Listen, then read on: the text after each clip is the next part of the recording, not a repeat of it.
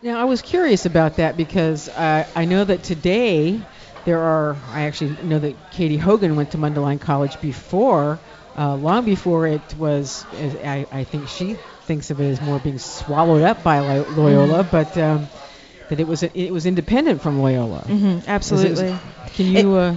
It was a separate college, and it was literally separated sometimes by a fence and a barrier. And Loyola had very particular rules about women being on the Lakeshore campus, and and that was Loyola. But Mundelein itself was also very much about preserving its own separate identity. And although there were numerous Jesuit and lay faculty from Loyola who taught at Mundelein, there was still a sense that the BVMs were educating their own, as well as women from other religious orders that were teaching in these schools, that were trying to engage in their own mission that was separate from Loyola. So they were, even though they quite literally butted up against each other, there was a lot of effort on the part of the nuns of the BVMs to maintain a separate identity that catered to, as Ellen said, that working class Catholic girls, giving them not a finishing school education, but something quite much more remarkable in the humanities and sciences.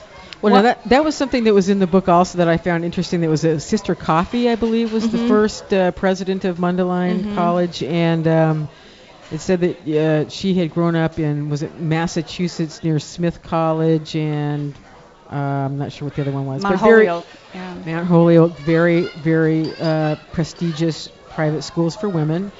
But she wanted to offer a good education to working class Catholic girls. But now how were they going to afford to get into a private college? Well, Mundelein was, by any comparison, especially to like the Seven Sisters schools, was much more affordable. And it was, for a long time, a commuter school. So the girls were able to live off campus and live at home and come to the campus, and which was by the campus I mean skyscraper, one building for until the mid 1930s. It was just the one building. Now you were saying, when you refer to the skyscraper, you're talking about the beautiful Art Deco, absolutely 15-story stone building that is right on the curve as Sheridan curves around and turns into Devon, and before it goes up. Yes. That is a fabulous building. A stunning landmark. When people are driving by, I'm afraid that they don't nowadays don't necessarily take in how substantial the building is and how contained it was. It was the first skyscraper college in the state, and it had this. The whole design was very much about literally reaching towards the heavens, but the scale of it it's remarkably ambitious. That they broke ground right at the start of the Depression. Right. That was the other interesting point. That they raised $2.5 million in 1930. Yes. They mortgaged their own community property. And the other thing that I loved about it is the nuns really had a sense of what they were accomplishing. And they had the project photographed month by month. So you can see the skyscraper going up, and you can also see Loyola University and how the campus. And really, there was no comparison between Loyola's campus and... Why do you say that? What do you mean? Well, there were very few buildings, and they had been put up one by one. I mean, so there was not a comprehensive plan like the University of Chicago had. Lots of money, and you can, and they also managed to. I believe they were the closest to completing their a sort of neo-Gothic plan. Right.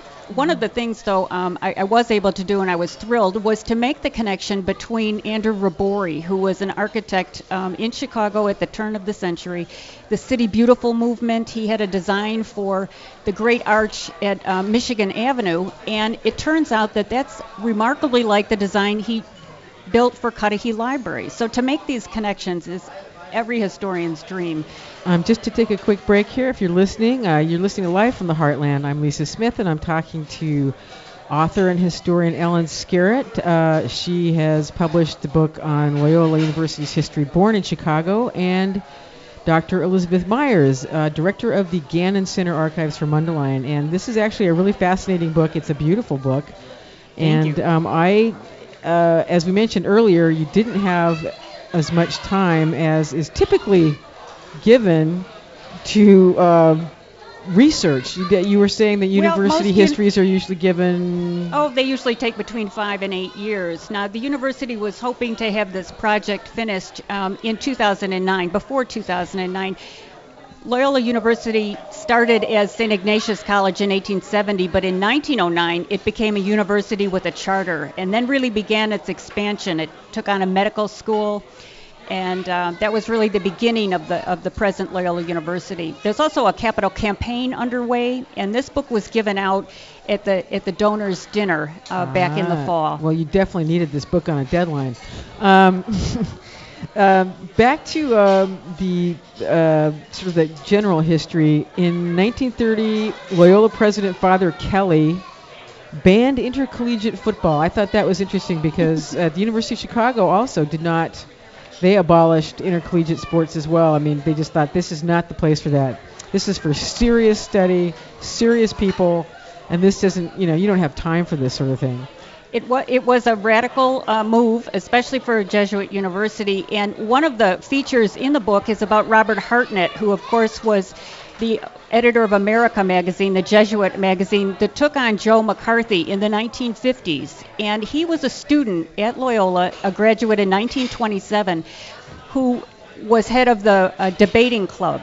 And Father Kelly believed that debate more than football was closer to the ideals of a Jesuit university. And I'd have to say, had football continued at Loyola, there might not have been a Hartnett.